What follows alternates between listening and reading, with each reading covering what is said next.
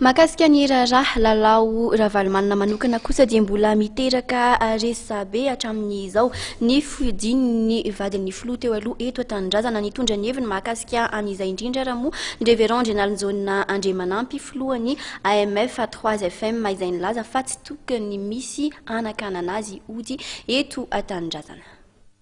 Tsy misy antony tokony anakanana ny fodindra matola lalao Ravalomanana hoy ny révérend Général Andriamanampy filohan'ny AMF 3FM. Nosirita fa zava-dehibe loatra amin'ny fiarahamonina malagasy ny reny ary no matera-tany malagasy azy dia tokony afaka miditra eto Madagasikara malalaka izy.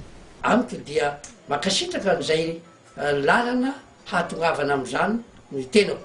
Misy moa nilaza fa afaka 8 ora dia tokony ho tonga izy. Misy hafaliany izany. Nefa koa dia raha ohatra ka tsy ho tanteraka izany dia ohatra hapisy karazana lonilony amin'ny mpiaramonina piray-firenena izany satria masina loatra ny hasiny reny ary ny marary andrianina.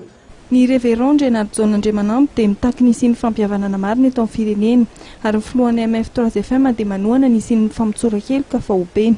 Misy nomena amin'izy ity nefa dia milaza fa tsy nangataka. Toy ny ramatoa naika Eliane dia nilaza izy fa tsy nangataka nefa nomena. Ary misy mangataka nefa tsy omena. Zavazava-drany dia misy zavatra tokony ho dinihana lalina izany.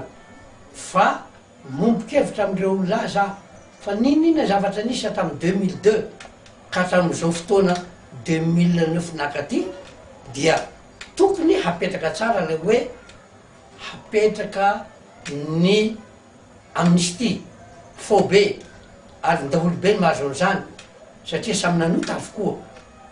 Ka raha ohatra tena hiavana antsika andao re amin'ny ainga vaovao dia fampijerena tsy nety satria be loatra ny elanela ny 2009 sy ny 2013 amin'izao fotoana izao dia inona ny zavatra nitranga ka mendrika mba hiroso any amin'ny dingana vaovao tsika dia ny fampihavanana zay fototra efa niteneniko teo ary zany fampihavana zany dia famelan-keloka.